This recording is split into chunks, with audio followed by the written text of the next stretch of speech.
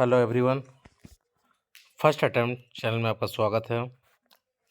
और जैसे कि पता है आज 1 अक्टूबर है और एक जेपीएससी के लिए एक आंदोलन था अध्यक्ष को नियुक्ति को लेकर। तो क्या क्या बात हुई और क्या बात सामने निकल कर है उस पर हम लोग बात करेंगे। तो सबसे पहले अगर चैनल में नए हैं तो चैनल को सब्सक्राइब जरूर कर लें ताकि जो भी अपडेट हो और पढ़ाई से रिलेटेड जो भी वीडियो हो वो आप तक पहुंच सके।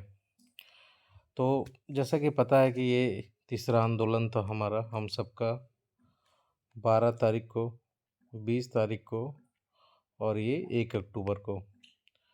12 अगस्त, 20 अगस्त, उसके बाद गैप था क्योंकि सीजीएल का एग्ज़ाम था।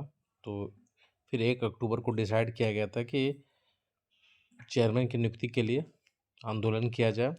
इसके पहले जो 12 और 20 को आंदोलन था वो ज़्यादा फोकस था रिजल्ट निकालने पर, रिजल्ट आने पर, क्योंकि उस समय चेयरमैन मैडम थी। लेकिन उसके बाद लगभग 40 दिन हो गए और अभी भी अध्यक्ष का पद रिक्त है। तो अगर जब पद ही रिक्त है तो फिर रिजल्ट का तो बात की बात है। तो सबसे पहले इम्पोर्टेंट था कि उम, जो मैडम जो चेयरमैन है उनका नियुक्ति हो। तो इसके लिए प्रयास जारी था और 1 अक्टूबर को लगभग 200-250 लोग स्टूडेंट, कुछ टीचर भी लोग आए थे, 200-250 के मान सकते हैं आप लोग। टीचर सब भी आए थे, 2-3 टीचर आए थे और उन्होंने भी अपनी बात रखी है। तो जिससे देखा जा सकता है कि कुछ उम्मीद बनी है। क्या क्या बात हुई अभी मैं बात बताऊंगा उस पर भी। तो कुछ हमारे जो डेलीगेट थे वो अंदर भी गए, 4-5 लोग गए थे अंदर। जो मैडम से बात हुआ, जो मेंबर है वहाँ पे उनसे बात हुआ तो उन्होंने अपने सारी बात रखी। सबसे बड़ा मुद्दा था चेयरमैन के अपॉइंटमेंट को लेकर। तो उन्होंने बात रखा कि काफ़ी समय हो गया, लगभग 40 दिन हो गया, अब आचार संहिता अभी लगने वाला है, तो आखिर कब होगा अपॉइंटमेंट। तो उनका यही कहना था कि चेयरमैन का अपॉइंटमेंट आप लोग का जल्द हो जाना चाहिए, 4-5 वर्किंग डे में भी हो सकता है कि हो जाए। और इसका फाइनल अथॉरिटी पता है आप लोग के पास सीएम के पास ही है।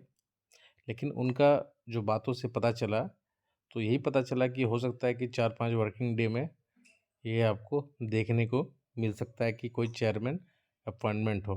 ठीक है, मेरा अंदाज़ा है कि अब जो चेयरमैन का अपॉइंट होगा, ज़्यादातर उम्मीद है मुझे एक्टिंग चेयरमैन ही बनेंगे। ठीक है, और लोगों ने पूछा, जो स्टूडेंट गए थे पूछा, तो मैडम का उसमें एक जवाब ये भी था कि सर क्यों चेयरमैन मैडम भी बन सकती है। तो एक प्रकार से इसे हिंट भी समझा जा सकता है कि हो सकता है कि मैडम ही बनकर आ जाए। तो हम लोग का यही मकसद है कि जो भी बने बस जल्दी बन जाए, परमानेंट बने या फिर एक्टिंग भी बने, लेकिन बन जाए जल्दी, ताकि जो रिज़ल्ट रुका हुआ है वो रिज़ल्ट जल्द से जल्द प्रकाशित हो।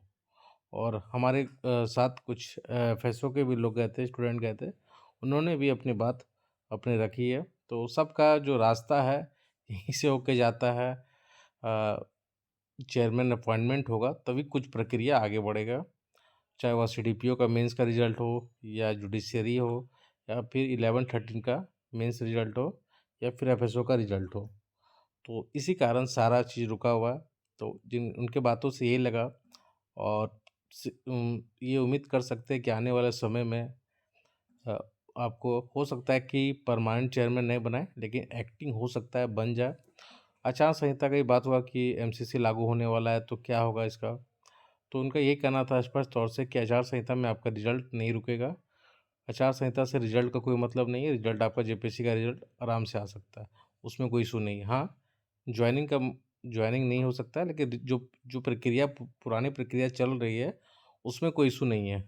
तो जो कुछ लोग ये सोच रहे हैं कि आचार संहिता लग जाएगा रिजल्ट नहीं आएगा, तो आ सकता है, रिजल्ट आने में कोई इशू नहीं है। आपको ज्वाइनिंग नहीं दिया जा सकता है लेकिन रिजल्ट आ ही सकता है। तो लेकिन अब ये देखने वाली बात होगी। उसके बाद ये भी बात हुआ कि कुछ हम लोग बहुत सारे स्टूडेंट लोग सीएम ऑफिस भी गए थे, वहाँ मिलने का प्रयास भी किए गए, लेकिन फाइनली रूप से आज तो नहीं मिल पाए बहुत लोग।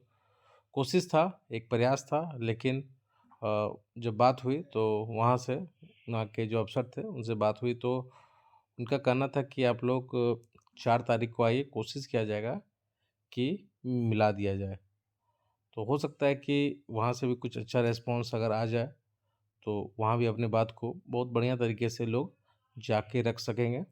बाकी आज जो आंदोलन था वो मेरे अनुसार काफ़ी अच्छा रहा, और हम लोग का जो मकसद था अपना बात को रखना, फिर से ये दिखाना कि अभी हम लोग लगे हुए जेपीएससी चेयरमैन की नियुक्ति को लेकर हम लोग चिंतित है।